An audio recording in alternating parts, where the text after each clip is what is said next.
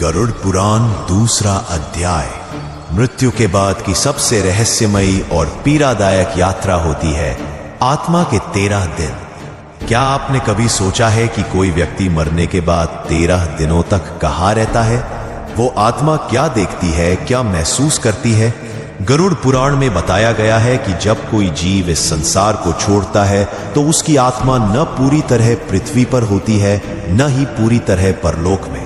वो एक विचलित अवस्था में होती है जहां हर दिन एक नया अनुभव, एक नई सजा, एक नया एहसास उसके सामने आता है।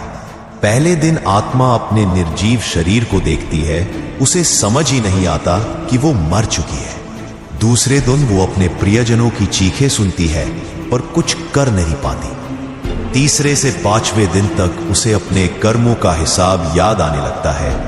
वो हर उस पल को दोबारा जीती है जहां उसने किसी का दिल दुखाया था। 6ठे से 9वें दिन तक यमदूत उसके चारों ओर घूमते हैं और आत्मा भय, ग्लानि और अकेलेपन से कांपती है। और फिर 10वें से 13वें दिन आत्मा को यमलोक के द्वार की झलक मिलने लगती है। गरुड़ पुराण कहता है 13वें दिन यमदूत आत्मा को लेकर जाते हैं एक ऐसे स्थान पर जहां उसके अच्छे बुरे कर्मों का न्याय होता है।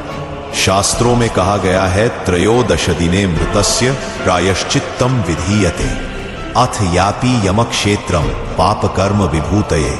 अर्थात 13वें दिन आत्मा को न्याय की ओर भेजा जाता है जहां उसके पाप पुण्य का पूरा लेखा जोखा सामने रखा जाता है।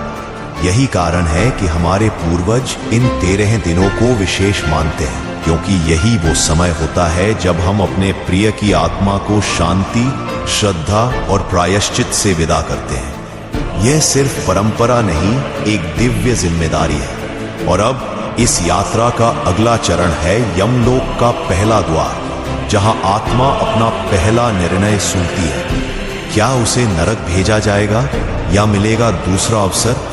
जानने के लिए जुड़े रहिए अगले अध्याय में।